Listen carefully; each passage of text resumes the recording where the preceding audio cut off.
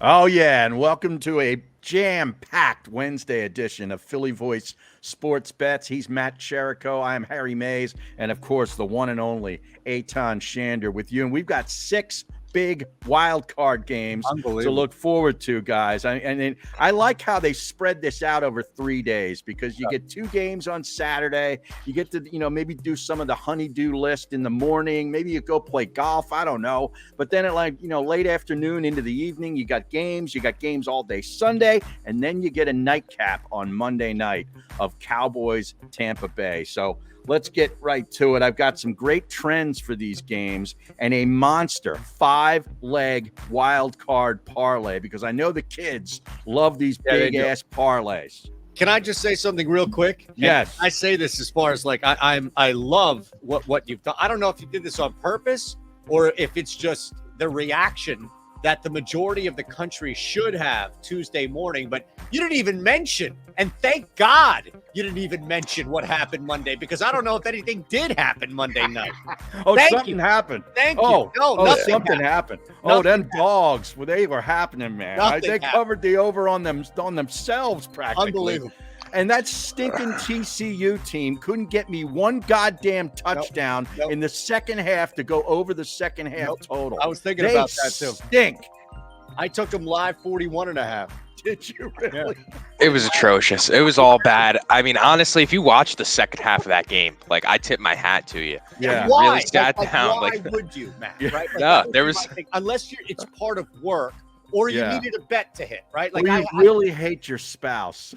Maybe that's it, or your kids, or your dog, or anybody who's around you. I'm with you. All right. I even forgot that the game happened. Me too. Until you were just kept going and going. I was like, wait. It feels like that feeling when you leave your house. It's like, did I forget something? Something? That's it. Please, let's not talk about it. I don't need to talk about it. All right, let's just screw that shit. Along. Now, I got some trends here that I just dug up from our buddies out at VSiN. And these are really good. For Wildcard Weekend, the Wildcard host teams that are favored by greater than 9 points, and we've got 2 of them here this weekend. Although one is, for some reason, tight in that number. But yes, please go ahead. Yeah, the Bills is at 9. Makes no sense, but go ahead. Those teams that are favored by greater than 9 points at home have won 12 straight outright and against the number, with an average score of 31-13. Wow. And the outright winner is 54-7-1 against the number. That's 88.5% in the last 62 wild card games. Wait, all right. So go through that again real quick. All right. The host it's team. 2 trends, right? Correct. That correlate. The host team, when favored by greater than 9 points. 2 scenarios here. In this case, the 49ers and the Bills fit that criteria.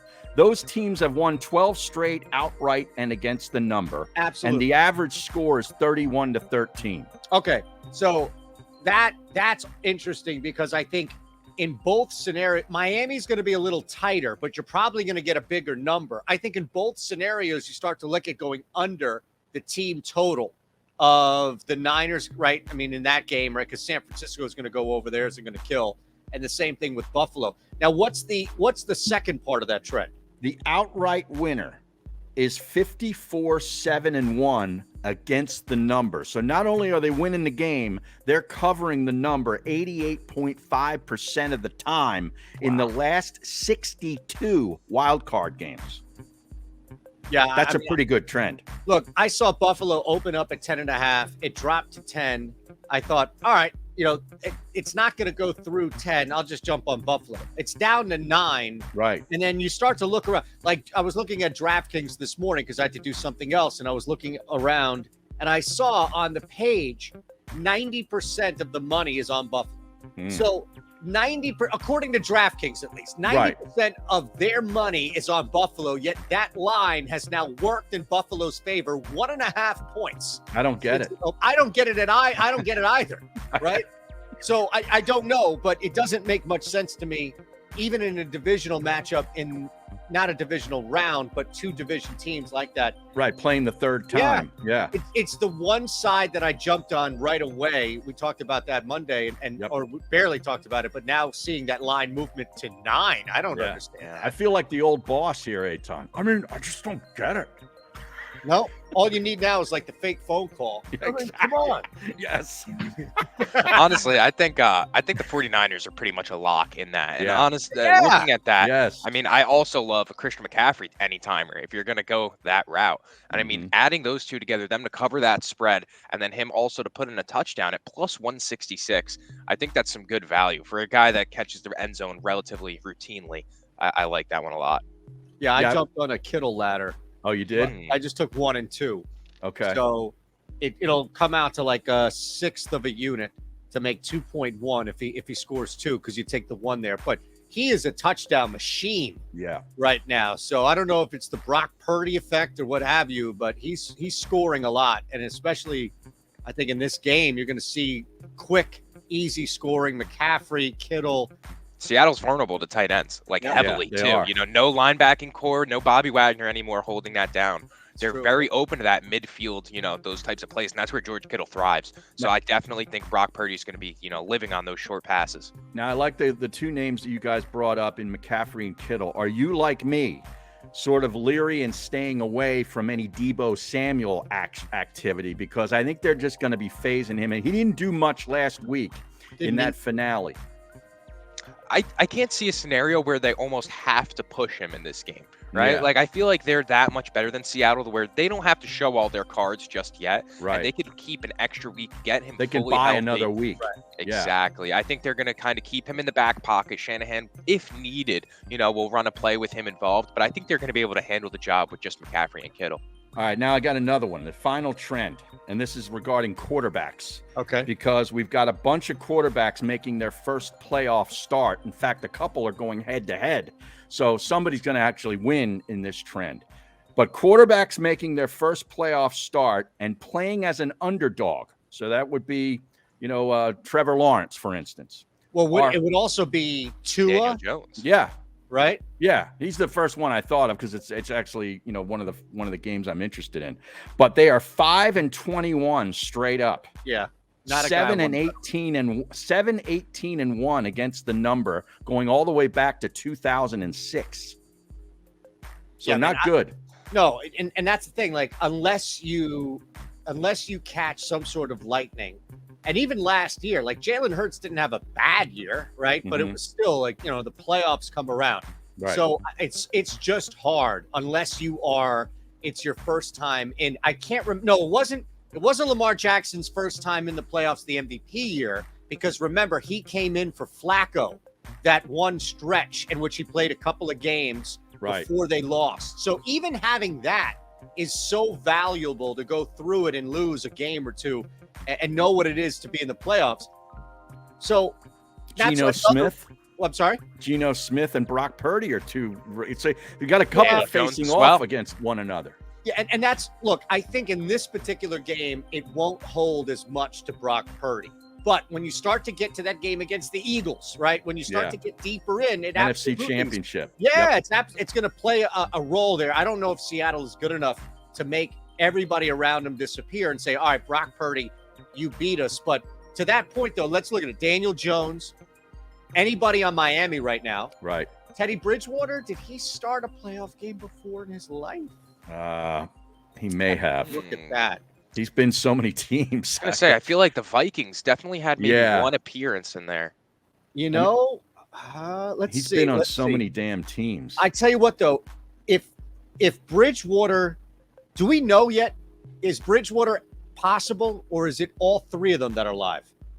Bridgewater's 0-1 in the playoffs in his 0-1. career. 0-1. Yep. Okay. Yeah, I was just looking up. But here's the thing: is he even like is it Tua not even Tua a or consideration? Is he a Yeah. consideration still? I don't know. I don't know Yeah, I what's don't going either. on with these quarterbacks this week. Yeah. That's why I took Buffalo. Yeah, I'm taking Buffalo too. I'm putting Yeah. that in a 5-leg parlay too. Bills -9. Take it to the bank. Seriously, I have no problem there. Is it? I mean, yeah, go ahead. I feel bad almost bringing up this point, but I feel like we see it across so many different aspects of sports. I just feel like it's destined now for the Bills and for them to go on a run after this whole Damar Hamlin scenario. Damar Hamlin thing, yeah. I mean, it gives me the similar vibe to when the Houston Astros went on to win the World Series, after, what was it, Hurricane Irene, I believe. So it kind of that same type of, tragedy strikes and the team rallies around. And honestly, I came to this conclusion after seeing that kickoff last week.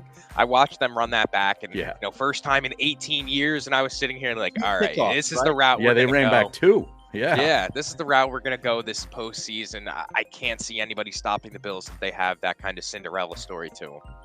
Honestly, like what I wouldn't bet against Buffalo unless they're in Kansas City, but they don't even need to be in Kansas City at this point. Today, we're going to find out where that game's going to be. I'm thinking Nashville would be a great spot for it. You get an outdoor game, a good city for the fans to travel to, and it's not that far from either Kansas City or Buffalo. Quick plane ride. That would be a good spot. I want them to play outdoors is basically what I'm saying. I don't want that game indoors. I have a feeling that they're going to go with a dome, though. Probably. Yeah. Your boy Phil Sims was hinting on that with his combo on the dog. Oh, he was? Yeah. And he was basically – and look, Phil is very diplomatic, right, with like predictions and things. He gives you it. Don't get me wrong. But in this case, he'd be like – he even said it. I remember him in my head saying, and I would be really surprised if I lost that bet. Not saying like, oh, I bet, but being like, I'm pretty much willing to bet that it's going to be indoors. So I don't know if he heard something or what, but – I'm with you. This game has to be played outside. It has to be played outside in good weather. I heard Indianapolis didn't want it and Detroit didn't want it. So those are two domes that are kind of. Well, what about New Orleans? Don't take anything. Well, yeah, that's true. Or Vegas. They're always wanting to put something in Vegas, for God's sakes. All right. Oh man. Now I did jump on the Saturday games. I know we'll talk about Friday. The 2 field goal props. Okay. So Seattle, San Fran, and then Chargers, Jacksonville. Jacksonville, man. Something about that team. I was gonna say I feel like something appeals to me about them. I feel like they have something going on now, and especially with Doug Peterson, we've seen it before in these playoff type of runs. The way he elevates a quarterback, and now alongside him, I mean, that wide receiver core is pretty legitimate, honestly. If you said that at the start of the season, that Christian Kirk, Zay Jones, and Marvin Jones Jr. would be a good trio, I wouldn't have believed you, but they got them going up against a pretty good wide receiving core and a pretty good quarterback too that has yet to win a playoff game. Yes, get to play a playoff game. Mike Williams did not practice though. He'll a big play though. Of mine. You think so? Okay. Yeah, I think he will. He'll too. play. I think the problem though is that, and this is where I think I lean with Matt, Harry, is that and we saw this hurt the Chargers a couple of times over, even last year heading into the playoffs where they failed, right? But at some point, Brandon Staley is going to have to make a decision, and that's where I don't trust still. And maybe that's unfair, but I don't know what he's done. Doug Peterson is going to make the right decision, but you just have to hope that Trevor Lawrence executes. So you're getting good and bad kind of with both. Right? They're both aggressive as hell. And I know Staley has backed off of that somewhat this year because I guarantee he was told to. Well, yeah, right. If you're driving 85 in the speed limit, in the fast lane, you keep getting pulled over. Whoever you're driving with is going to tell you, like, all right, man, you got to slow down this time. Exactly. Put the cruise control on, for God's sakes. Seriously. I saw that line move though from 1.5 to 2 now in favor of the Chargers. I'm tempted to just bet the Jags on the money line. Okay. I put together a little sprinkle I'm parlay. Not yet. A little sprinkle, Jags Giants underdog parlay. Money lines on both. Wow. Just a little something. Just something. Everybody's on the Giants, man. Everybody is. I'll take points with the Giants. Kirk Cousins is a losing record against the spread in the playoffs. Like Brian Daboll, I don't think this thing just disappears. Meaning, I think that's a close game. I don't think New York gets blown out. I wouldn't be surprised if they played Philly, they got blown, something like that. But I don't think they get blown out here. Whenever you add a leg, it doesn't matter if it's minus 2,000 or plus 100. You're always asking for damage there. I'm surprised you just didn't take the Giants outright to win the game solo on that leg. I took the Vikings on the money line at minus 165 in that game. Everybody's on the Giants, and I don't trust Daniel Jones. I know he's had nice year. That's fair. But the parlay, let me just give it to you. Let's go. And you guys can pick it apart all you want, and maybe we can do some changes. We can tweak. It's a live kind of thing. I got the Chargers minus 2. The Vikings on the money line at minus 165. the Bills -9, the Niners -9.5, and the Cowboys on the money line at -145. That, in a 5-leg fashion on DraftKings, gets me plus 1788.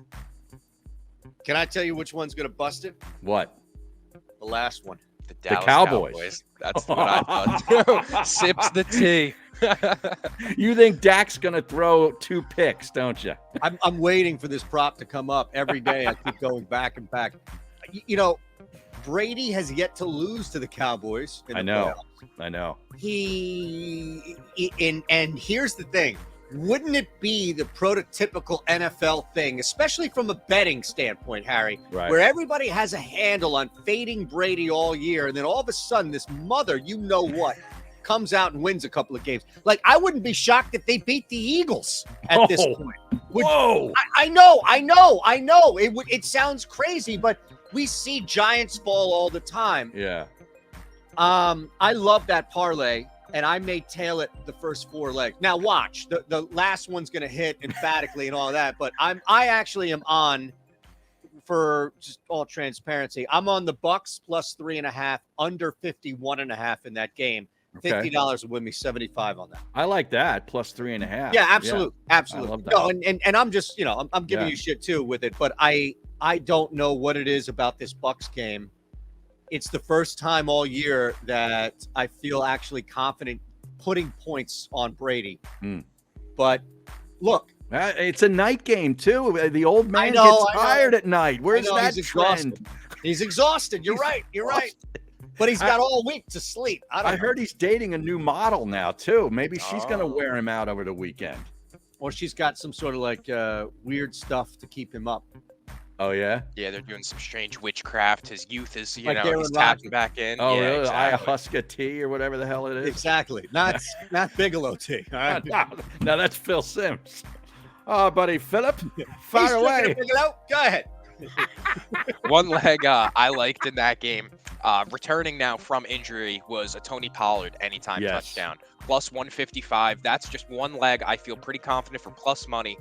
He could find the end zone in this game. I feel that the Tampa Bay defense, especially up front, has been very susceptible to these types of pass-offs, dumps to the running back. So I really like him to put one in, and I think Dak is going to need him a lot in this game. I agree. I got in some screwy fantasy football thing for the playoffs where you got to use a player from each of the teams. Oh, yeah. But you can only use one player from each team. So it's 14 players, 3 quarterbacks, 2 running backs, 3 wide receivers, flex positions, defense, the whole schmear. And Pollard was the guy that I selected from the Dallas Cowboys. Good for you. Yes. I like it. Good for you. Yeah, I mean, honestly, it's not the easiest team to run against, but they have no choice. Yeah. And they're not going to go away from Pollard. No, is Vita Vea healthy?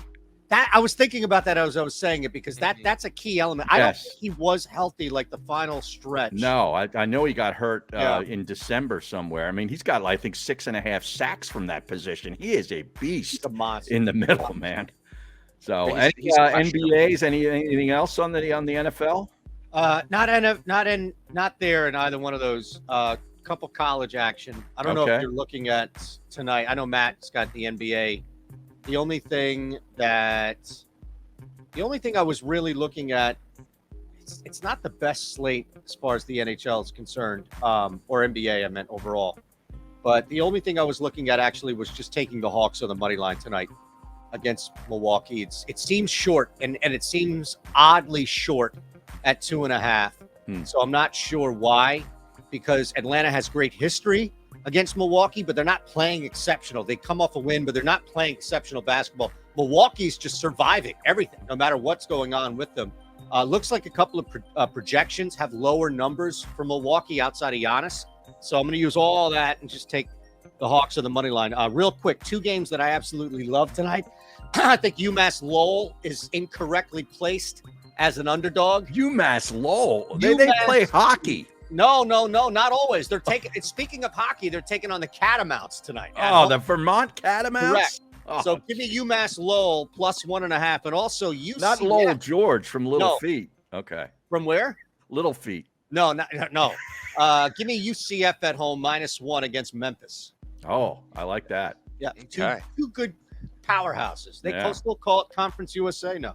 You didn't have Temple last night -4.5. They won by 4. No, I did not. But they blew a 12-point lead. Had 2 guys thrown out of the games for technical fouls. I can't with that team Wow. anymore. I'd rather watch TCU play They football. play Memphis this Saturday. I know, and I'm keeping my eye on this game tonight is scouting material.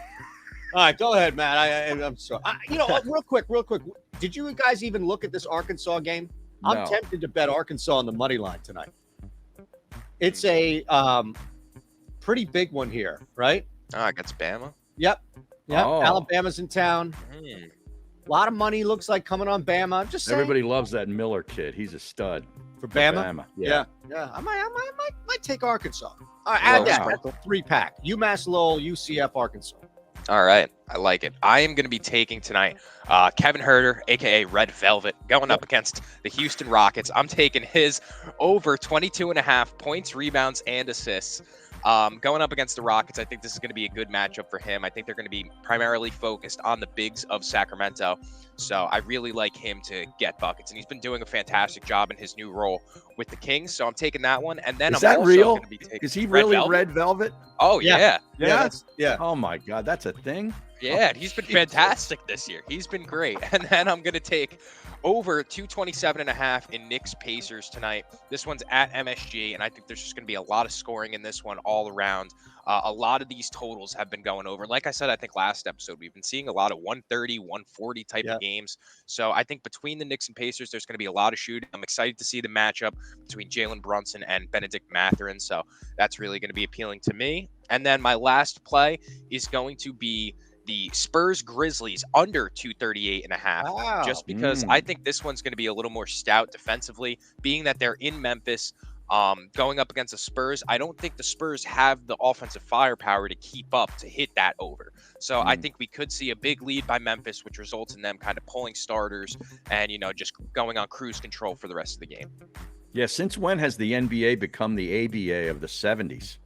That's before your time, Sherrico, but I actually remember the ABA when the scores were routinely like 148 to 145. Yeah, it's been kind of bad this season, if I do say so. I mean, it's like the NBA is really kind of all over the place in terms of talent. Nobody's really excelling. I mean, even for the teams like the Celtics, which you would think they're at the top of the East, guys like Jason Tatum have been underwhelming, especially from a betting standpoint the past few weeks. So. But that Benedict Mathurin guy, I watched him the other night. play, He can play. That guy's going to be a star. Yeah, that's a fun team to watch, though. Yeah, they are. For sure. All right, so we'll be back on Friday, I'm sure, with some more looks to these NFL games because there's so many other different angles and a lot of player prop stuff we can get to as we get closer and more numbers come out. So good luck with all the wagering on the basketball tonight, and we'll catch you Friday.